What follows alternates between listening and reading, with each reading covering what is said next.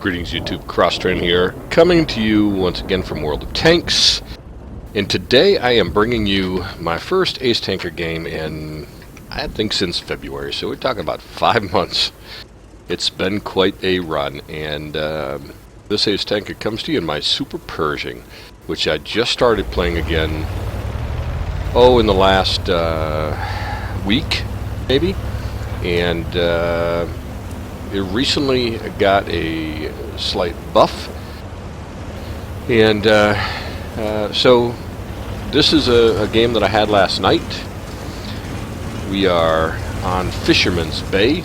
As you can see, me and this T-34 are making a little music as we drive towards town. I asked my teammates at the beginning of the battle to, at least the heavies, come town with me, and fortunately, this is one of those battles that it's an oddity in pubs and World of Tanks, because I asked nicely. Maybe that's the oddity that I asked nicely, but I did a couple of times ask for some help, and my team actually responded, so that was really, quite frankly, very refreshing. I have chat turned off, but later in this game, I've watched this replay with the chat on as well. Later in this game, a couple of folks on our team, particularly the Mutz, who's up in the middle right now, give him a shout out right now, Slatherer, later in this video, or in this replay, talks about the great coordinated team play that he saw, and he said, I wish all pubs were like this, all teams acted like this. And you'll see it later as this develops. Real slow start here. I decided that I would act as a heavy, as the Super P can when it's top tier, which it is here. Decided I'd act like a heavy and go take town. We are just sitting patiently, waiting to see if their heavies come to town and what they might do. So we sit here for a bit. Not much goes on. Little action on the other side. We lose a tank. They lose a tank. We lose another tank. Then we see this IS-3A out on the, or I saw this IS-3A out on the dock, and another medium tank in town. So about this time, I said to my heavies, I said, hey guys, let's be aggressive here. Let's win this side, aggressively go into them, and you're going to watch something amazing for pubs in World of Tanks. You're going to watch the team almost to a man follow my suggestion. And again, I did ask very nicely, heavy, let's be aggressive and win this side. Get a little bit of a smart aleck response from the 5100, but that's okay. For the most part, as you'll see on your mini-map, they follow me. And we go aggressively. I know we've got their two heavies in town here. I was a little concerned about the 69. Doesn't look like he has shots on me, nor that I'm lit right now. So I'm hoping to get around these guys here, and sure enough, I come around the corner. There's the IS-3A. Using standard ammo at this point. I'm going to bounce a bunch of shots here. And I bounced one that I shot right there. So again, you see that our other heavies came right into this. This is something that, again, marvel at the sight, because you don't see this very often. Here's a donk shot. Oh! Donked it right off his back end. We are down 2-5 right now, but we do have, you see, they've got heavies in front of them, so they're not even paying attention to me. I'm going to sit here on the side. The IS-3A is looking towards me. He's going to donk another shot off me. Take him out, go in to work on his 34, and again, he's not paying any attention to me. I'm going to track him, and then he decides to pay attention to me. Meanwhile, our other heavies are coming in. I'm going to take my first bit of damage right there, and I'm going to finish off the T-34. So at this point, I'm looking to see what happened in the west. Our entire team fell. The tanks that we had over there fell. So I asked the team at this point to defend the base, and to go back to base and help me. And you're going to see what happens. Several of the team, as you can see in the mini-map, continue south towards their base. Like do-do-do-do-do. And meanwhile, the T-34 here, who I am going to give a massive shout out to, because this dude worked alongside me so well. I worked alongside him, I don't care how you look at it. Them and the two Hefty 304s, man, they they were studs. Equalis, who's in the T-34, sorry if I butchered your name if you ever see this, but he responded back to base, as did our two FV-304s, get in position to put some shots on base. We assume, I'm assuming at this point, that there's going to be some action at our base. You can see all the 3 tanks in the west. Our Mutz here is messing with a Comet. You're going to see our T-34 takes a shot right there and takes... actually, the Mutz took him out, but T-34 did take a shot. So, here we are. We'll come back, and sure enough, our team is trying to cap their base down there. That's probably not going to work well, because, quite frankly, they have a TD looking over the base down there. So, I'm kind of hull down here. Not that it matters. This tank is tough, except for the commander's hatch, which the Pershing just put a shot through. So I'm going to wiggle it a little bit. The T-34 myself and the FV-304, which just took out their KR, are just kind of working on him. This Pershing is going to say, oh boy, that's not a good trade here. I'm going to put another shot into him. This Pershing has no idea what to do. The Super Pershing I'm talking about, he doesn't know how to pen me. He gets taken out by one of the FV-304s, and now poor Pershing is all alone with us. You see what's going on down in the south. We've got just our Tiger II left. He's hiding, I presume, behind a rock.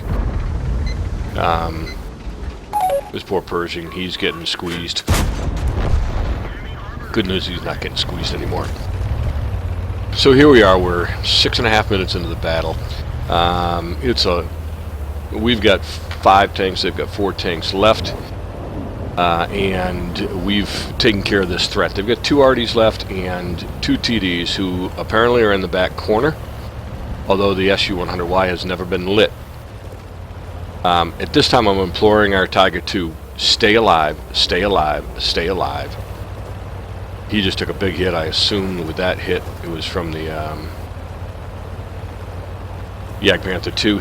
He did take out one of their arties, and then he goes down. So our potential eyeballs down there are now gone. The FV-304 there, the Land Rovers, not sure why he was running on that side of the hill, in sight of their guns. You can see that the T-34, who's full health, myself, who's about half, and our second FV-304, who is not running on their side of the hill, are rolling towards there. There's the SU-100Y. So again, at this point, I want to press the advantage. I'm telling the T-34 in chat to keep being aggressive. I'm going to keep my tank in the low spots here. So that in order to get shots at me, these guys are going to have to step out a little bit. And it was my assumption as I was playing this that the Jagdpanther II was going to be rolling this way. You can see the T-34. Again, this is just, I just love this. You don't see this very often. He's going to take the road. I'm going to take this low bit of ground. The FV-304 is looking over us, and there's the Jagdpanther II. Sure enough, he's there. The SU-100Y is still there. Our 304 is going to continue to hammer away. I have not been lit yet, so I'm going to try to get behind these guys. But then the Jagdpanther II decides to come up the hill. So I've got his underside. I'm going to put a shot in his belly. And then the T-34 is going to put one in his side to finish him off. That was beautifully played. And then I donk a shot. Boom! Right into the ground. That street will never, ever be the same. But at the same time, I've lit their SU-8, so we know exactly where he is. Of course, we know where he was anyways, right? It's the only area of the map we haven't been on. So at this point, I'm auto-aiming. I'm trying to get around this guy before he hits our 34. And I'm able to do it.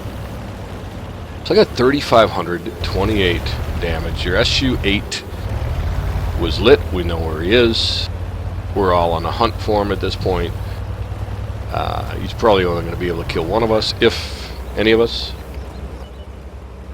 And it appears as if he's charging us. I really wanted to pick up this kill, but you're going to see that the Super P got a buff, but it didn't get a speed buff very much.